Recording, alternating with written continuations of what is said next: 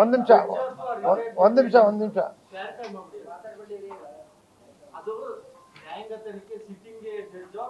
ಹಾಲಿ ನ್ಯಾಯಾಧೀಶರಿಂದ ತನಿಖೆ ಆಗ್ಬೇಕು. ನ್ಯಾಯಾಂಗ ತನಿಖೆ ಪ್ರತಿಯೊಂದು, ಯಾರು ಪೆನ್ ಡ್ರೈವ್ ವಿತರಣೆ ಮಾಡಿದ್ದಾರೆ, ಯಾರು ಅತ್ಯಾಚಾರಗಳು ಮಾಡಿದ್ದಾರೆ, ಪ್ರತಿಯೊಂದು ಆರೋಪಗಳು ಯಾರ್ಯಾರ ಮೇಲಿದೆ ಅದೆಲ್ಲವನ್ನು ಕೂಡ ತನಿಖೆಗೆ ಒಳಪಡಿಸಬೇಕು ಅಂತಕ್ಕಂಥ ನನ್ನ ಆಗ್ರಹ.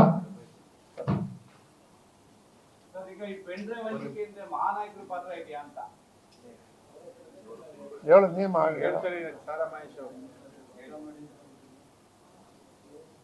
ಈಗ ಜಿ.ಟಿ. ದೇವೇಗೌಡರವರು ನಮ್ಮೆಲ್ಲ ಹಿರಿಯರಾದಂಥವರು ಕೆಲವು ಮಾಹಿತಿಗಳನ್ನ ಕೊಟ್ಟಿದ್ದಾರೆ.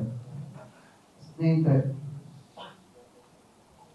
ನಾನು ಘಟನೆಯ ಬಗ್ಗೆ ಹುಬ್ಳಿನಲ್ಲೇ ಬಹಳ ಸ್ಪಷ್ಟವಾಗಿ ಹೇಳಿದ್ದೀನಿ. ಕಾನೂನಿನಲ್ಲಿ ಮತ್ತೆ ಬದಲಾವಣೆ ಮಾಡಿ ಇನ್ನು ಮುಂದೆ ತೀರ್ಮಾನವನ್ನು ತೆಗೆದುಕೊಳ್ಳಿ ಅಂತ ಕೂಡ ಹೇಳಿದ್ದೀನಿ. ಆಗಿರ್ತಕ್ಕಂಥದ್ನ ಅದು ನಿಜವೇ ಆಗಿದ್ರೆ ನಾವ್ಯಾರು ಕೂಡ ಆ ವಿಚಾರದಲ್ಲಿ ಪರ ಇಲ್ಲ. ನಮ್ಮ ಪ್ರಶ್ನೆ, ಮೊನ್ನೆ ರೇವಣ್ಣವ್ರನ್ನ SIT ಕಸ್ಟಡಿಗೆ ತಗೊಂಡ್ಮೇಲೆ ನ್ಯಾಷನಲ್ ಮೀಡಿಯಾದಲ್ಲಿ ಸಂಜೆ ಕಂಪ್ಲೇಂಟ್ ರಿಜಿಸ್ಟರ್ ಆಗುತ್ತೆ, ರೇವಣ್ಣವ್ರ ಮೇಲೆ ಅಪಹರಣ ಕೇಸ್ ರಿಜಿಸ್ಟರ್ ಆಗುತ್ತೆ ಅಂತೇಳಿ ನ್ಯಾಷನಲ್ ಮೀಡಿಯಾದಲ್ಲಿ ಬರುತ್ತೆ. ಹಾಗಿದ್ರೆ ಇದರ ರೂವಾರಿ ಯಾರು? ಕೇಸ್ ರಿಜಿಸ್ಟರ್ ಆಗಕ್ ಮುಂಚೆನೆ ನ್ಯಾಷನಲ್ ಮೀಡಿಯಾದಲ್ಲಿ ಕಂಪ್ಲೇಂಟ್ ಕೊಡ್ತಾರೆ ಅನ್ನುವಂತ ಮಾಹಿತಿ ಬರಬೇಕು ಅಂದ್ರೆ ಇದರ ರೂವಾರಿ ಯಾರು? ಎರಡನೇದು, ಮೊನ್ನೆ SIT ಅವರು ನಾವು ನಿಮ್ಮ ಮೀಡಿಯಾದಲ್ಲಿ ನೋಡಿದಾಗೆ ರೇವಣ್ಣರವರ ಆಪ್ತ ಆಗಿದ್ದಂತ ರಾಜಗೋಪಾಲ್ ರವರ ತೋಟದಲ್ಲಿ ಅವರನ್ನ ವಶಕ್ಕೆ ಪಡೆದಿದ್ದೀವಿ ಅಂತ ಹೇಳಿ ಬಂತು. ಹಾಗಿದ್ರೆ ಆ ತೋಟದಲ್ಲಿರ್ತಕ್ಕಂಥ ಅಲ್ಲವ್ರು ಇದ್ದಂತ ವಿಡಿಯೋ ಕ್ಲಿಪ್ಪಿಂಗ್ ಯಾಕೆ ಆಚೆ ಬಂದಿಲ್ಲ? ಇಲ್ಲಿವರೆಗೂ ಅದನ್ನ ಯಾಕೆ ಒಂದು ಮೀಡಿಯಾದಲ್ಲೂ ಕೂಡ ಬರ್ಲಿಕ್ಕೆ ಬಿಟ್ಟಿಲ್ಲ? ನಾ ಹೇಳ್ತೀನಿ, ನನಗಿರುವಂತ ಮಾಹಿತಿ ಪ್ರಕಾರ ಮಧ್ಯಾಹ್ನ ಹುಣಸೂರ್ನ ಕರಿಗೌಡ ಸ್ಟ್ರೀಟ್ ನಲ್ಲಿ ಪವಿತ್ರ ಹರೀಶ್ ರವರ ಮನೆಯಿಂದ ಪೊಲೀಸ್ನವರು ಆ ಏನು ಕಿಡ್ನಾಪ್ ಆಗಿದೆ ಅಮ್ಮ ಅಂತ ಹೇಳ್ತಾ ಇದ್ದಾರೆ ಅವರನ್ನ ಕರ್ಕೊ ಬಂದಿದ್ದಾರೆ.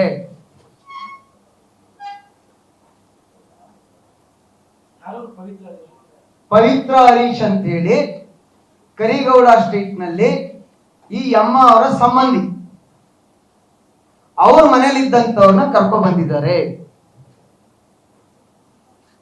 ತೆಗಿರಿ ದಾಖಲಾತಿಗಳನ್ನ. ಅವ್ರು ಕರ್ಕೊ ಬಂದ್ರಲ್ಲ, ಕರ್ಕ ಬಂದಂತ ಸಂದರ್ಭದಲ್ಲಿ ಯಾರ್ಯಾರು ಕರ್ಕೊಂಡು ಹೋಗಿದ್ರು, ಆ ಫೋನು ಟವರ್ ಆ ಮನೆ ತನಕ ಯಾವ ಅಧಿಕಾರಿಗಳದಿತ್ತು, ಅಲ್ಲಿಂದ ಫೋನ್ ಮಾಡಿದವರು ಯಾರು, ಎಲ್ಲ ಮಾಹಿತಿನೂ ಹೊರಗಡೆ ಬರ್ಲಿ ಅಂದ್ರೆ SITಗೆ ಕೊಟ್ಟಿರ್ತಕ್ಕಂಥದ್ದನ್ನ ಸ್ವಾಗತ ಮಾಡ್ತಾ ಇದ್ದೀವಿ. ಆದ್ರೆ ಕೆಲವು ಅಧಿಕಾರಿಗಳು ಕಾಂಗ್ರೆಸ್ನ ಕೈಗೊಂಬೆ ಆಗಿ ಕೆಲಸ ಮಾಡ್ತಾ ಇದ್ದಾರೆ.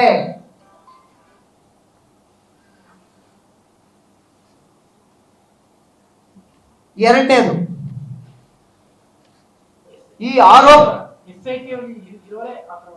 ಇವರೇ SIT ನಲ್ಲಿರ್ತಕ್ಕಂಥ ಕೆಲವು ಅಧಿಕಾರಿಗಳು ಕಾಂಗ್ರೆಸ್ನ ಕೈಗೊಂಬೆ ಆಗಿ ಕೆಲಸ ಮಾಡ್ತಾ ಇದ್ದಾರೆ. ಎರಡನೇದು, ನೀವು ಈ ಆರೋಪ ನಿಜವೇ ಆಗಿದ್ರೆ ಮಾಡಿದವನು ತಪ್ಪು ಮಾಡಿರೋದಾದ್ರೆ ಇದನ್ನ ಚುನಾವಣೆ 2 ದಿವಸ ಅನ್ನಂಗೆ ಲಕ್ಷಾಂತರ ಪೆನ್ ಡ್ರೈವ್ನ ಮಾಡಿ ಹಂಚಿದವ್ರು ಯಾರು? ಮೊಬೈಲ್ ಅಪ್ಲೋಡ್ ಮಾಡಿದವ್ರು ಯಾರು?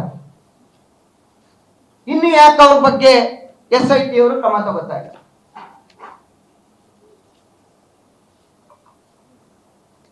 ಈ ರೀತಿಯ ಅನುಮಾನಗಳಿಂದ ನಮ್ಮ ನಾಯಕರಾದಂತ GT ದೇವೇಗೌಡರು ಇರ್ಬೋದು ಅಥವಾ ನಾವಿಲ್ಲಿರ್ತಕ್ಕಂಥ ಎಲ್ಲ ಮುಖಂಡರುಗಳು, ಮಾಜಿ ಶಾಸಕರುಗಳು, ಮಾಜಿ ಮೇಯರ್ಗಳು ನಾವು ಒತ್ತಾಯನ್ನ ಮಾಡ್ತಾ ಇದ್ದೇವೆ. ಕೂಡಲೇ ಇದು ಸಿಟ್ಟಿಂಗ್ ಜಡ್ಜ್ ನೇತೃತ್ವದಲ್ಲಿ ನ್ಯಾಯಾಂಗ ತನಿಖೆ ಆಗಬೇಕು. ಜನತಾದಳದ ಮುಖಂಡರನ್ನ ಈ ಹಳೆ ಮೈಸೂರು ಭಾಗದಲ್ಲಿ ಹತ್ತಿಕ್ಕುವಂತ ಕೆಲಸವನ್ನ ಸರ್ಕಾರ ಕೆಲವು ಕಾಂಗ್ರೆಸ್ನವರ ಮಾತಿನ ಮೇಲೆ ಅಧಿಕಾರಿಗಳು ಕೆಲಸವನ್ನ ಮಾಡ್ತಾ ಇದ್ದಾರೆ. ಜೊತೆಗೆ ಆಕ್ಟ್ ಅಲ್ಲಿ ಏನಿದೆ, 376 ಅಲ್ಲಿ ಅರೆಸ್ಟ್ ಆದ ತಕ್ಷಣ ಅಥವಾ ಅಪಹರಣದಲ್ಲಿ ಆದಂತವ್ರನ್ನ ಇಮ್ಮಿಡಿಯೇಟ್ ನ್ಯಾಯಾಂಗದ ಮುಂದೆ ಹಾಜರುಪಡಿಸಬೇಕು. 164 ಸ್ಟೇಟ್ಮೆಂಟ್ ಆಗಬೇಕು. ಎಲ್ಲಿ ಕರ್ಕೊಂಡು ಹೋದ್ರಿ ಅವ್ರನ್ನ?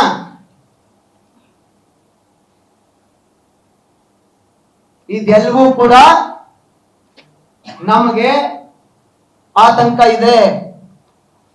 ಆ ಕಾರಣದಿಂದ ನಮ್ಮ ಪಕ್ಷದ ನಾಯಕರುಗಳನ್ನ ಈ ಒಂದು SITಯ ಕೆಲವು ಅಧಿಕಾರಿಗಳನ್ನ ಇಟ್ಕೊಂಡು ಹೆದರಿಸುವಂತಹ ಸಂಚಲನ ಮಾಡ್ತಾ ಇದ್ದೀರಿ. ಆ ಕಾರಣದಿಂದ ಕೂಡಲೇ ಈ ರಾಜ್ಯದ ಮುಖ್ಯ ನ್ಯಾಯಾಧೀಶರು ಮಧ್ಯಪ್ರವೇಶಿಸಿ ಈ ತನಿಖೆಯನ್ನ ಒಬ್ಬ ದಕ್ಷ ಪ್ರಾಮಾಣಿಕ ನ್ಯಾಯಾಧೀಶರಿಂದ ತನಿಖೆಯನ್ನ ಮಾಡಬೇಕು ಅಂತೇಳಿ ಈ ಮೂಲಕ ನಾವು ಒತ್ತಾಯವನ್ನ ಮಾಡ್ತಾ ಇದ್ದೀವಿ. ನ್ಯೂಸ್ ಫಸ್ಟ್ ನಿರ್ಭೀತಿಯಿಂದ ನಿಮ್ಮ ಪರವಾಗಿ.